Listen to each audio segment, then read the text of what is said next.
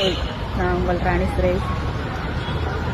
இன்னையிலேருந்து பழையபடி கவிதை எல்லாம், ஏன்னா நிறைய பேர் வந்துட்டு கவிதையாக பார்க்க மாட்டீங்க.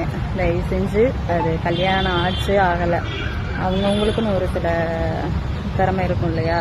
எனக்கு கவிதை எழுத பிடிக்கும். ஸோ இன்னையிலேருந்து மறுபடியும் அது லவ் ஃபெயிலியர் கவிதையாகட்டும், இல்லை காதல் கவிதையாகவே ஆகட்டும், இல்லை அம்மா பொண்ணு கவிதையாகட்டும், அம்மா மகன் கவிதையாகட்டும், எதாக இருந்தாலும் எனக்கு தெரிஞ்சதை, எனக்கு தோணுனதை நான் இன்னையிலேருந்து மறுபடியும் சொல்லலான் இருக்கேன். யாராக இருந்தாலும் பிடிச்சா பாருங்கள், பிடிக்கலன்னா தள்ளி விட்டு போங்க. அப்போ உனக்கு எக்ஸ்பீரியன்ஸ் இருக்கா அந்த மாதிரிலாம் கொஸ்டின் கேட்காதீங்க. ஏற்கனவே நீங்கள் கேட்டதுனால தான் என்னடா இது அப்படின்னு கொஞ்ச நாள் அதுலேருந்து அப்படியே விலகி இருந்துட்டேன். தயவு செஞ்சு இனிமேல் அப்படி பண்ணாதீங்க. சரி, அதை மட்டுமே சொல்லாமல் எக்ஸ்ட்ரா இதோட சொல்லி முடிக்கலாம் அப்படின்னு சொல்லிட்டு.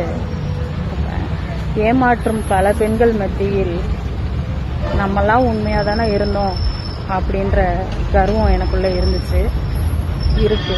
ஆனாலும் என் மனசாட்சி நீ திரும்ப கேள்வி கேட்குது, நீ உண்மையாக இருந்து என்னத்தை கண்ட அப்படி. உண்மை தானேங்க? அப்படி ஒரு கேள்வி உண்மையாக இருக்க எல்லாருக்குமே இருக்கும், உண்மை தானே? ஆனால் அதுக்காக நம்ம கேரக்டரை நம்ம மாற்றிக்க கூடாது. கண்டிப்பாக நம்ம இத்தனை பேருக்கு நடுவில் நம்ம கரெக்டாக இருக்கோம் அப்படின்ற கர்வம், என்னதான் அந்த கேள்வி இருந்தாலும் அந்த கர்வம் கண்டிப்பாக இருக்கணும். அதுக்காக நீங்கள் உங்கள் கேரக்டரை மாற்றிக்காதீங்க. நீங்களாக இருங்க. ஏன்னா நல்லவங்களாம் ரொம்ப கம்மி. இந்த மற்றவங்கள ஏமாற்றாம இருக்கணும்னு நினைக்கிறவங்கெல்லாம் இந்த உலகத்தில் ரொம்ப ரொம்ப கம்மி.